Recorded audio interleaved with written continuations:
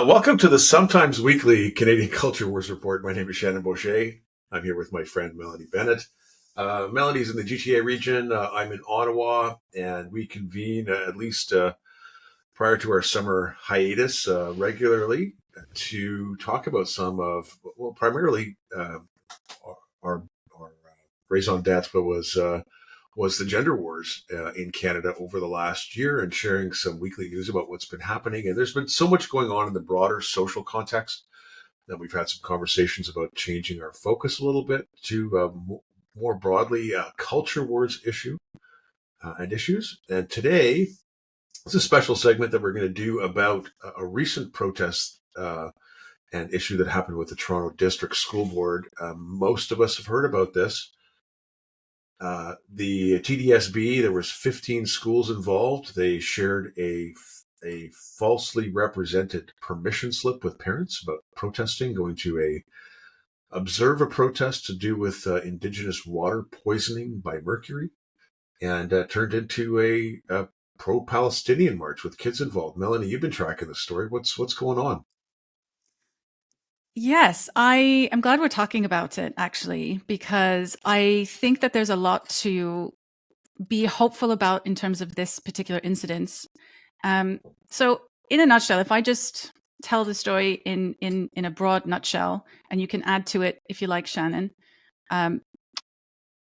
This basically, from my understanding, this Grassy Narrows First Nations have a yearly event around this time of year, around Truth and Reconciliation, where they're trying to raise awareness about environmental issues and like mercury poisoning in the water, which is actually an important issue to be raising. There's problems with indigenous water. And so this, I understand, is an annual thing. I personally never heard of it, but I'm not into protest culture. So the reason I heard about it, because like you said, it was found that students were taken from multiple schools across the Toronto District School Board, were taken to observe this event. And it turned out that a protest emerged at that event that was not related to the Grassy Narrows. It turned into a pro-Palestine, and there's some pro-Palestine slogans being chanted that were chanted, and that was all over social media. So there's a big uproar about why are all these students at this protest. Some parents got very upset. There was some reports that children were asked to wear blue to represent water, but other reports saying that they were told you need to wear this if you're a settler or a colonizer, and the indigenous kids can come in the regalia. So there's all kinds of reports coming out of this that have upset many, many people. The Jewish community especially got very upset about what they view as anti-Semitic nature of how this protest turned out. So that's the protest in general. I'll just give a slight overview of the events that have happened since that we're going to discuss throughout this episode, just to give a bit of a context on it. And so after the uproar, Jill Dunlop and Doug Ford came out and said, this is unacceptable. We are going to launch an investigation into school. And that investigation is essentially in terms of the political bias and misrepresentation by certain teachers. Okay? So we're going to talk about that. Now, an important thing to remember for me, given some of the work that I've been working on, is that these protests are highly led. Oh, yeah, sure. Just for viewers who haven't caught up, Jill Dunlop is the new Education Minister for Ontario. It's been a revolving door over the last couple of months, so just so you know, this is a new Education Minister. We don't know a lot about how she's going to tackle things, but this is a good early indicator of how she might approach some of these ideological issues in public education. Sorry, Melanie. Thank you, Shannon. That's awesome. So what I was getting at is these protests are highly led by Indigenous groups, but also unions. And this is going to become important a bit later on in the conversation. Why is it important that unions and teachers' unions were involved in this? There was some backlash to the backlash by some woke teachers who were defending the events for reasons related to the unions. And then there was a special meeting that was arranged at the TDSB, in which one of the trustees, Wei Dong Pei, put a proposal forward that the TDSB would be fully compliant with the investigation by the Minister of Education, Jill Dunlop. So there's an interesting stuff that happened. There was a delegation period before the special meeting, and then the trustees were able to discuss the special meeting afterwards, which I've got some detail on that we can talk about.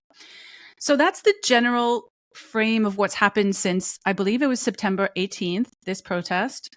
All of this uproar ever since, and then what's going on right now. Oh, and also Jill Dunlop has put out some warnings to schools. Don't do any protest, and be very wary or very careful about what you do on for the anniversary of October 7th and so on and so forth. So there's a lot of tension around this particular event that happened in schools, and there's people who are very, very tense from all angles.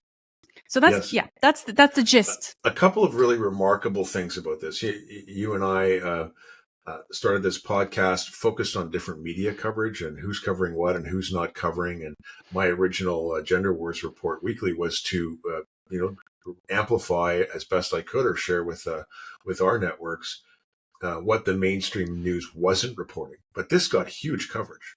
And yes. You and I both, if you Google this issue, TDSB field trip and Toronto Star, there's at least a half a dozen or 8 articles about this.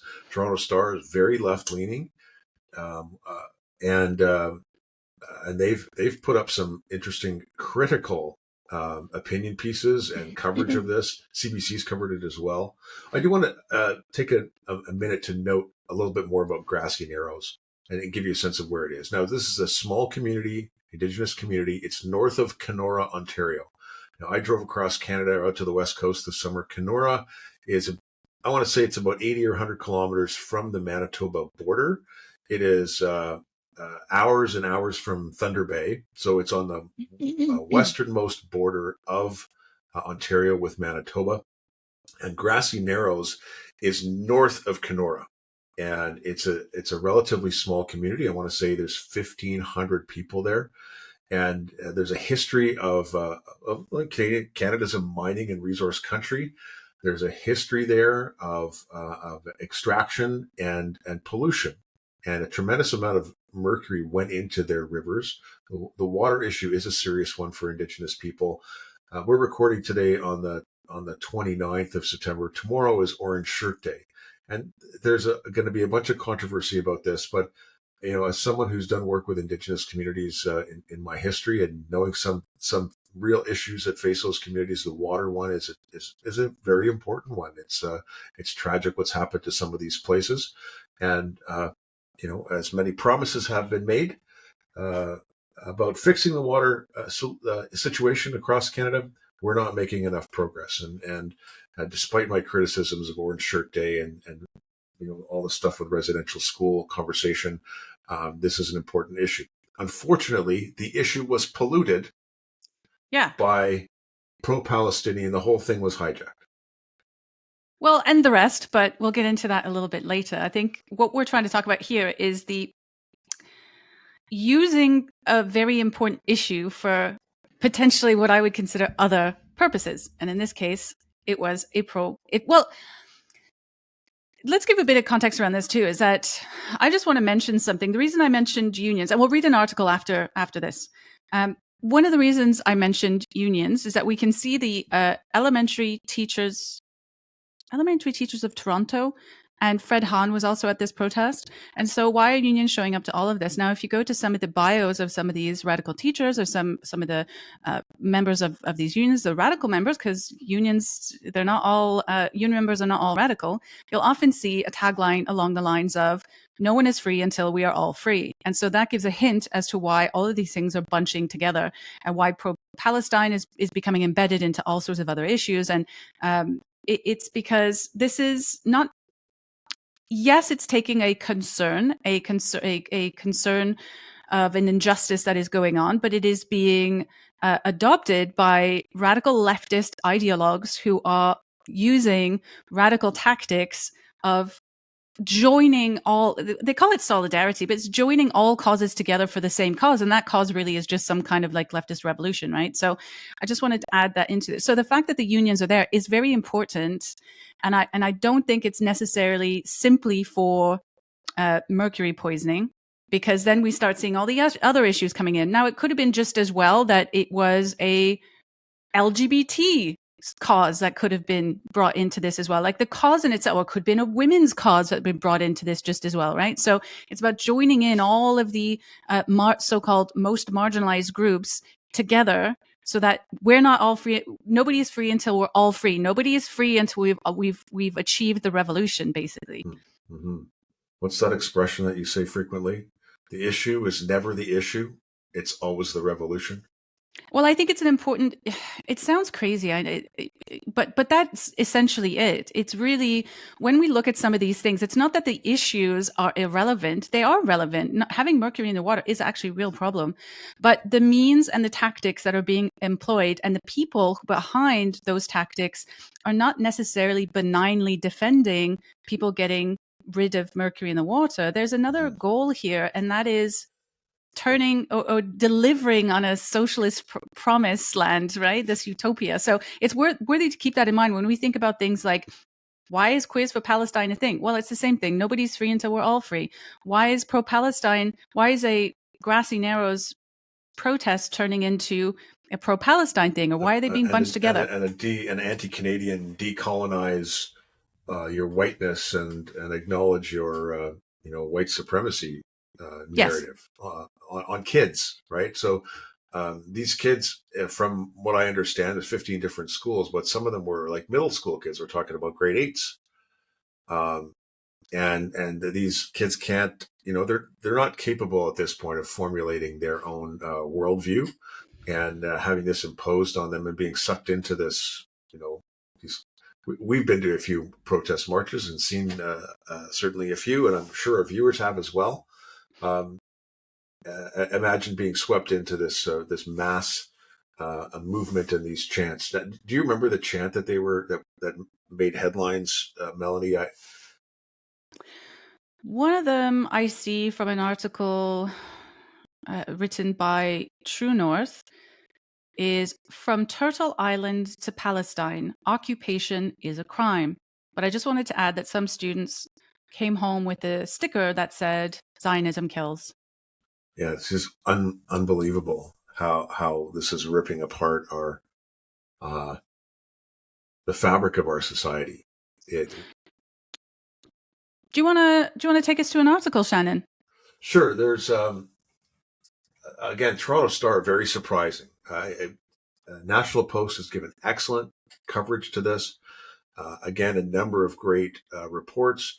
But the sort of elephant in the room is the fact that the Toronto Star is putting out stories like this. So I'm going to, and by the way, I like great writing, and I enjoy the prose of this writer. So the article is titled, "The TDSB Field Trip Fight Shows How Far We've Come from Putting Children First." And it's by Rosie DiMano, Star columnist. It'll take a lot more than altering the 11 or 15 or 150 policy elements that the Toronto District School Board staff have red-circled to divert teachers from manipulating their impressionable young students as political and ideological pawns. No, that would require digging deep into a belief system that has absorbed every cockamamie strategy and intent spawned by the Ontario Institute for Studies in Education, that's OISE, evangelized too many conscience-elevated educator-cum-social warriors, and compelling the largest school board in Canada to hold its employees accountable with disciplinary consequences for deplorable misjudgment and freewheeling social engineering. It's definitely worth looking at that article and reading it in its length. Surprising that the Star would give space in their opinion pages for this, given their history. And the way that they've covered the Palestine issue and some of these woke progressive issues in education. It's great to see, and also kind of frightening that it would take this much, something this egregious to get them to shift their position. Yeah, I will also share a few things that I've read in the Star, which I was really surprised by. Now, I think that, so when I started realizing what was going on in schools when it comes to queer theory and gender ideology and all these things, I really thought that all it would take is informing the public about what was going on in schools and the policies on these topics, that people would do something about it. And many people did come out in a million marches last year. But it wasn't really that turned the table. It's this it seems to be, to me, this issue that is turning those tables around. Now, we've all noticed for a long time that the school boards are harboring some really crazy political ideas that they are indoctrinating, let's be clear, children with this worldview. And that is the same worldview as nobody's free until we're all free. They just call it diversity, equity, and inclusion. The Ministry of Education in Ontario has a whole equity department within the ministry, which has a substantial amount of money. I looked into it, and they just hired a new equity. I can't remember her title exactly, but I looked at the salaries of the 4 people in that department, and that alone was over $600,000 a year, let alone all the programs that they support. So equity is huge. Now, let me just read a little bit from this article that I found very, very interesting. Also, the Star. The title is Ontario Education Ministry Orders Probe into Toronto School Board Over Field Trip Protest. This was on September 24th. A source with knowledge of discussions within the Education Ministry told the Star that former Education Minister Stephen Lecce was working on launching an investigation of the TDSB last June over reports of mismanagement, incompetence, and political activism, said the source, but was moved to another ministry in the cabinet reshuffle before that could happen. Let me remind everyone, Stephen Lecce, people have been crying to Stephen Lecce for a long time about the social justice activism in school, which I would place as mismanagement, incompetence, and political activism. So perhaps he heard, but then he left. And then who got put in place? A man called Todd Smith, who was put into the Minister of Education. He was there 10 weeks.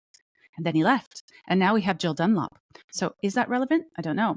So let me just, before we move on from that bit, because I wanted to mention how Todd Smith got moved in and then out. And another thing about Todd Smith is that he was there for 10 weeks, but he left not to take another role in politics, but he left politics altogether. He took a job in private sector, which, as far as I know, we don't know where. So it could be that he already had that in place and he was already leaving politics when this happened. Or it could be, maybe, I'm just speculating, he saw the file, he saw that report, and he went, I don't want anything to do with this. Yeah, it's a hot I don't want anything to do with this. It's a hot one. Right? And Lecce didn't have the cojones to move forward those investigations or take any meaningful stand. The last couple of years, parents have really activated in terms of their awareness on what's happening in schools. It's a major, major issue out in BC with the BC elections coming up, and across Canada in Saskatchewan, New Brunswick, and Alberta, particularly with the gender issue, but broadly, this all ties together into this social justice activism that all schools are corrupted by. Melanie, before we move onwards, I want to make sure that we tie in that special meeting of the TDSB. Oh, yeah. And give some context there. So if I got his name right, Wei Dong Pei? Yeah. Okay, Wei Dong Pei was a dark horse in the TDSB election, trustee elections back in 2022. I believe he's a medical doctor, and he is, we could call him social conservative. But the way that the TDSB was running their equity games is they were discriminating against Asian students. With their equity programs by using identity frameworks to give supports to certain students based on the color of their skin. And, culturally and traditionally, Asian families, I grew up in Vancouver during the Hong Kong migration. We were very cosmopolitan schools of Asians and South Asians and Sikhs and Filipinos. Chinese community places a huge emphasis on hard work and competition and homework and knowledge and extra projects. And just like in the U.S., the U.S. Supreme Court found last fall that Harvard was discriminating in admissions against Asian people by prioritizing less competence in other identity groups. So Wei Dong Pei was elected to the TDSB. It was a dark horse win. And there was a huge amount of money spent on that campaign. And now he led this, what do they call it, motion for the TDSB to investigate itself. And like jaw-droppingly, it was voted unanimously in support. So I watched it. I can give a bit of context on that. Did you watch it, Shannon, that meeting? I didn't, but I saw a couple of the delegations, and I'm going to tee one up while you're sharing your Okay, next great. bit. Yeah, so you probably watched the public delegations. So there was two meetings that day. There was the public delegations at 4:30, which I couldn't attend, and then at 7 in the evening there was the trustees, and that was started with Wei Dongpei giving putting his motion forward. Now, the gist of that motion was that the TDSB would fully comply with the investigation by the Minister of Education, right? So they were not going to self-investigate, and they were going to fully comply with everything that the Minister of Education needed from them. That's what he was putting forward. What I found really, really interesting in that meeting, although yes, it was unanimously passed, before that happened, Trustee Laskin, I think it is, Shelley Laskin, who is Jewish apparently. It's relevant in the sense that after he put forward this motion, she expressed that there was a lot of anti-Semitism at the TDSB, and it was really bad, and she was really scared for the students, which I was like, great, she understands that there's issues, and was crying. I'm sure I saw her cry, or at least she was on the verge of tears at how bad this was. And let me explain why that's relevant, because the next people who put input into this motion were saying, I'm really concerned that this says that we're going to comply with the review of policies. What does that mean? Does that mean all policies or relevant policies? And then there's huge discussion about, well, we really need to put the word relevant before the word policies, because if we do all policies, this is going to take so much time. And Laskin, who was saying there was all this anti-Semitism in the school, she was one of the most vocal people that was like, yeah, it has to be relevant. It's going to take too much time. We really can't be spending all of our resources looking at all policies. Let's not look at all policies. Let's just look at relevant policies. This is like way beyond. And I was really surprised by that, because you'd think if they were all keen on getting an investigation on this, but they were very keen in a specific way, the rest of the trustees, that is, they were only keen on looking at this specific event and nothing else. Let's not look at anything else. Yeah. And there was all these excuses. At one point, Wei Dongpei weighed in and he said, well, hang on, it's not really up to us to dictate to the Minister of Education which policies they can and can't revise. And then the people who came up to speak were like, oh, no, that's not what we're saying. It's not what we're saying. But let's really put relevant in. And so they put to a vote, shall we put relevant in front of policies? And that's what got it passed unanimously, basically. So I think that's a really important thing. You needed to watch the meeting to notice that. But they're keen on... So I don't know if it's just signaling that they're keen on an investigation or actually being keen on an investigation of what's going on. Because don't forget, and I'll just add this one little piece of context around this. This is the same school board that has not released any report about what happened to Richard Bilkstow. Yeah. Now, was it last year? Yeah, it was last year. Yeah, so in July last year, Richard Bilkstow, who... I won't go into too much detail on this, but he was a principal and he attended a anti-racism training. I think it was during the pandemic. And he started, basically what he did is he questioned this concept that Canada was a super racist country and that whiteness was the root of all evil. I mean, in a nutshell. And then he got completely shafted in this training, and it caused some serious... He was publicly humiliated. Yes. And the trainer, Kike Ojo Thompson, made the assertion that racism, anti-Black racism in Canada was worse than in the States. And he said, yes. Whoa.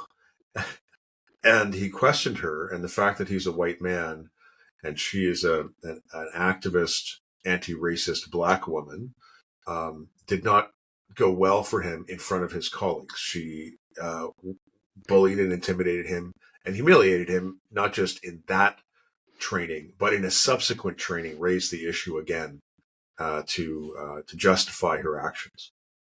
Yeah. So the reason I mention this is very important, because that later on, Richard Bilkstow took his own life. And there's a lot of speculation around that the stress of this particular event led to him taking his own life, this pressure of this public humiliation. So there was an investigation over this particular issue. And the director of education, who was Colleen Rollins, I'll put it up on the screen. I can't remember yeah, I'll put it up. But the point is that Director of Education who oversaw this investigation, they did an internal investigation. They never released the results to the public. And this was the concern of Trustee Wei Dong-Pei, is that he wanted this absolutely to be a fully compliant investigation and to release the information to the public no later than December 1st because of the history of the TDSB not sharing really relevant information about this political bias, this, political, inappropriate political things that are being pushed within the education system. Wei Dong-Pei really wants that to be public. So I'm hoping that that is part of the strong stance that the new Minister of Education, Jill Dunlop, is seeking here. I think I don't know if I'm right on this or not, Melanie. I was under the impression that the investigation by the ministry and the investigation by the school board were two different things. And I read some, and I don't know if I'm right, read some things that basically that the ministry didn't feel, or there was a sentiment that the TDSB was incapable of investigating itself. Yes. Well, that's what's happened in this case. Step in. Yeah. Are you talking about this case now? Yes, the current one, the Grassy Narrows March and the Yeah. Well, it's a strong stance because what happened with Richard Bilkstow, the ministry didn't intervene in that. But at this point, the ministry is intervening and saying you are not capable of investigating yourself. Oh, and it's Colleen Russell Rawlins. And so that's why they're stepping in. And this is why there was such uproar amongst the other trustees about having relevant policies reviewed, not all policies, because they know that they've been backed into a corner. They had to unanimously pass that. They have to appear like they're complying, right? Because there's a lot of trouble coming over them. And I just wanted to mention also that the Director of Education, Russell Rawlins, suddenly, out of nowhere, announced her retirement or that she was leaving, just as this investigation was popping off, and also took vacation from this event all the way, anyway, so she's out of the picture. She's gone. She's got like an acting director of education at the minute. So there's a lot popping off over this particular issue, and whatever is found out at and the other school boards, so the Durham District School Board, the Peel School Board, some other school boards have come out and made statements. Oh, we don't send our children to protests. Promise, we really don't. And so the school boards are having a little bit of a panic at the minute. And I think with some of the strong words that we've seen from the Minister of Education and the revelation that Stephen Lecce was about to launch some kind of investigation that includes the terms political bias, I think we could be seeing something very, very surprising coming down the line, or at least that's my hope. Yeah. And we've been hoping, and there's been rumors about various types of investigations from, the education ministry. And I don't know if anything will come of this, but I had heard that there might be some Conservative Party stance forthcoming on the gender issue. I can't tell you where that might come from. It's not coming from education. Let's leave it there, according to some of these rumors. But we kind of expect some changes, and certainly hope for some changes on the gender front and these politicized ideological issues in the classroom coming from the government of Ontario in the coming months. Well, this is why I'm hopeful, because, and we'll move on to talk a little bit about the unions actually on this topic, is that the fact that they are talking about political bias. Now, before I talk about the unions and their reaction, let me just bring up what I saw. I think it was CTV quoting Jill Dunlop. Okay, she was quoted saying, "Our schools and school-related activities should never be used as vehicles for political protest that enable inflammatory, discriminatory, and hateful content. While everyone is entitled to their own political opinions, they're not entitled to disseminate political biases in our classrooms." Now, I think it's that last bit that's actually really relevant. Classrooms is the key word there. Yes, but also political bias. And the problem that we're having in schools with social justice is that it is a particular kind of radical politics that is selling itself as just not politics at all. This is just being a kind human being, which is not true. This is a form of postmodernist, socialist, political way of looking at the world. It is a kind of politics, and it is being forced into the classroom in large part because of unions. Now, the unions have taken the same stance. They've got a radical socialist element within them. It's that in all are, of their mission statements. yeah, All the first splash page, you go to their website, ETFO, Elementary Teachers Federation of Ontario, is Social Justice Union. Same across the whole country. BC Teachers Federation. Social justice. They have a lot of influence on the teachers themselves. They bully teachers who don't do it or who speak out against it. We have plenty of examples of that in Ontario and across the country. And they are enforcing a certain type of political agenda. Now, just as an example, after the uproar, where even the woke trustees at the TDSB were like, oh, we got to comply on this, the ETT, the Elementary Teachers of Toronto, came out, who were at the protest, I think in part organized it with the woke teachers who took their kids to this protest. They came out with a statement on Twitter saying, ETT is committed to social, environmental, and racial justice. We will continue to support Grassy Narrows and its call for environmental justice. Instead of searching for a soundbite, the Premier should listen to the thousands of people calling for justice at Grassy Narrows. Now, on the surface, okay, fine, they're just supporting their political cause here.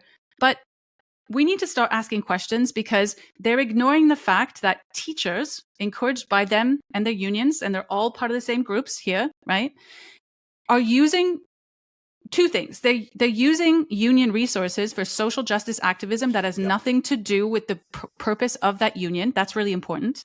And we're seeing that everywhere, whether it's Fred Hun and anti-Semitism protests, whether it's that leaked Zoom call from last year with all these unions, marching against ordinary citizens or counter-protesting violent actions against ordinary citizens.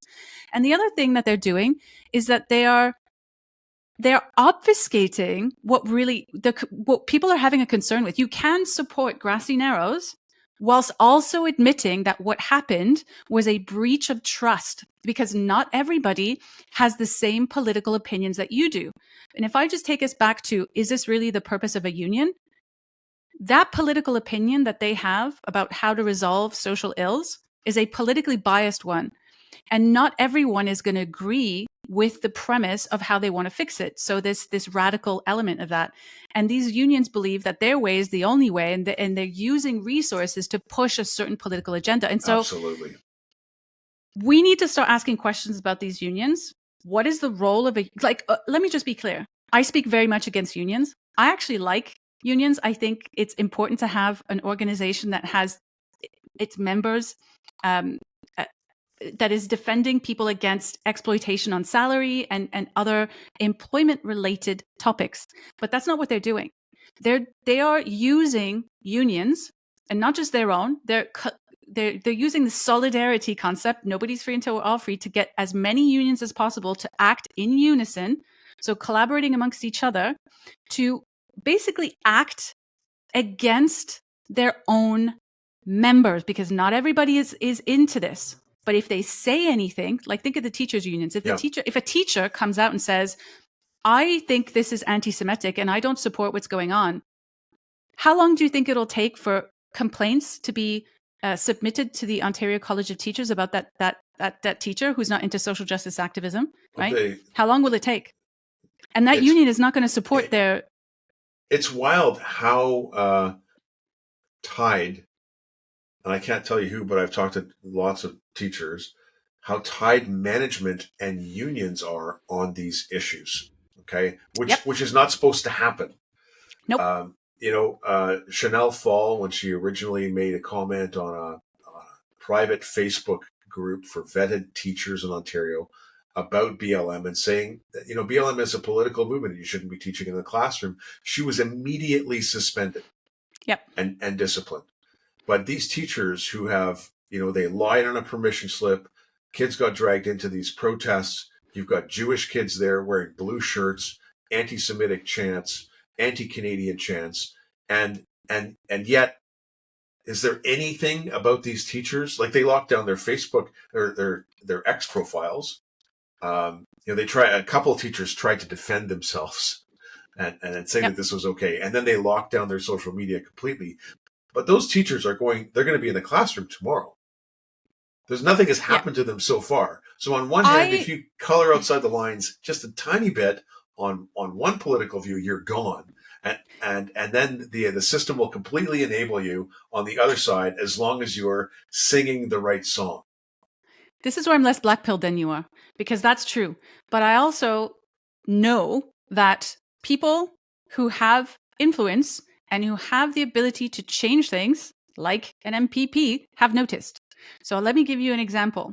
Okay, so all that description about unions, a lot of that is actually breaking the Labour Act here in Ontario, as an example. I've read through the Labour Act, and there's things to me that seem like these social justice bits of unions is actually against the Labour Act. Okay, now the Labour minister, his name I believe is David Piccini, not long ago, earlier this summer, was seen on a clip telling off Fred Hahn for using unions for his anti-Semitic purposes. Okay. Now, whether you believe it's anti-Semitic, doing pro-Palestine or not, that's not the point. The point is the Minister of Labour, who is the minister who oversees labor relations like unions, is telling off the leader of the largest union, or the most visible Marxist in Ontario, Fred Hahn, stop using your unions for the social justice stuff because that's not okay. So that's a big revelation. Okay. So that's telling you that, no, he's not supposed to be doing this. Yet they keep doing it and doing it and doing it. And now all of a sudden, Jill Dunlop is saying, hang on, there's this political bias that's going on.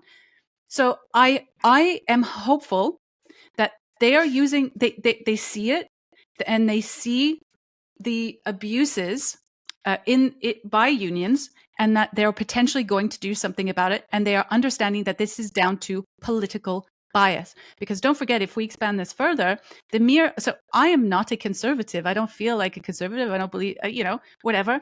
But I've noticed that it's almost illegal in Canada to be a conservative. Like, we're almost heading in that direction. If you have conservative values of any kind, then it seems politically okay to basically say that you're a bigot and horrible person and you're hate speeching, right? And so Canada has a real political bias problem in terms of the halls of power. Now, whether that's institutional power, whether that's political power, or whether that's union power, and you hit the nail on the head that they are the union bosses are very aligned with people who have positions of influence, for example, in school boards. But if you scratch behind the surface of who these union people are, at the executive level, there's the executive and the normal member level. The executives are so intertwined with the NDP, it is not even, it's shocking.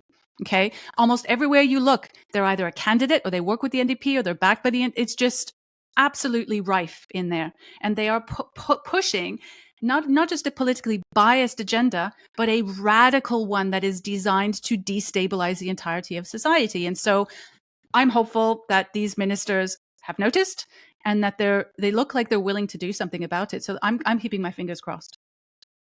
I'm usually the optimistic one, Melanie.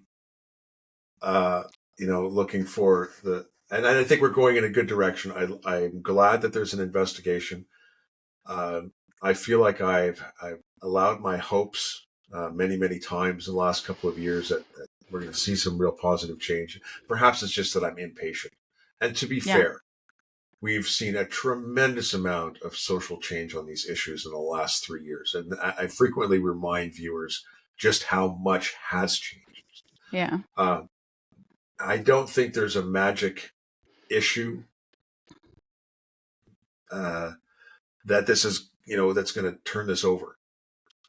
But incrementally, I'm glad that this is happening, and I hope that we get some, real, someone to put a stake in the ground and say this is not okay. Okay, I'm just going to end on this. If you're interested in what's happening with the TDSB and you are in the Greater Toronto Region and you want to engage with whatever's going on in this, if you're concerned about what's going on in school, it may be the TDSB, but you will meet other parents that have. Sorry, Shannon. Well, I thought we'd close out maybe on one of the videos from the delegation. I have teed up. I forgot I was going to weave that in. Sorry, I was interrupted. You're winding down. Can we fair play enough. that now and then finish us out? Yeah, go ahead. Okay. Hello. I was born in Iran.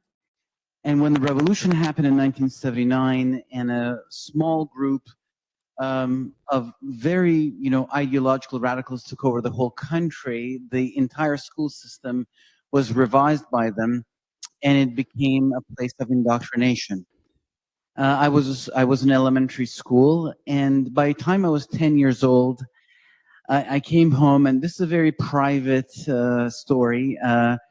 And I'm now in my 50s, and I've never shared this with anybody privately or publicly. But after what happened on September 18th, I really was touched in my heart and felt I needed to come forward. So by the time I was 10 years old, I came home and I said to my mom that I want to go to the front and blow myself up under a tank, because we were at war with Iraq, the neighboring country. And this was a religious war. They were Sunnis, we were Shias, and that was a trend among teenagers. And I came home and I said I wanted to go do that, and I sounded very euphoric and I sounded very excited. I was very, very okay with it.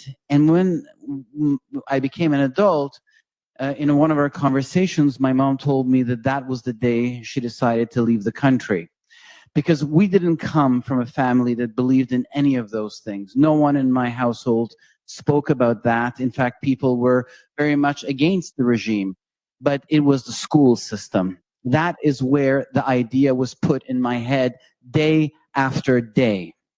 So this type of ideological indoctrination may seem benign, may seem enlightening, may seem interesting, as concocted in some university professor's mind. But I can tell you, as someone who was at the receiving end of it, it took me a lifetime to take these ideas out of myself and to come to a place where I had the maturity and enough knowledge about what was out there in the world to be able to discern for myself where I choose to stand.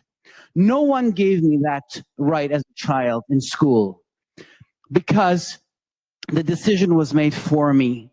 And so I hope that it's clear that this has touched a chord in millions of people in this country. The Board of Education, the Minister of Education, the Premier of Ontario, it's on the front page of newspapers, because children in elementary school and in junior high are not ready for ideological indoctrination, manipulation. They're there to be educated and to learn how to live in peace with others. Thank you. Yeah, beautifully said. Thank you.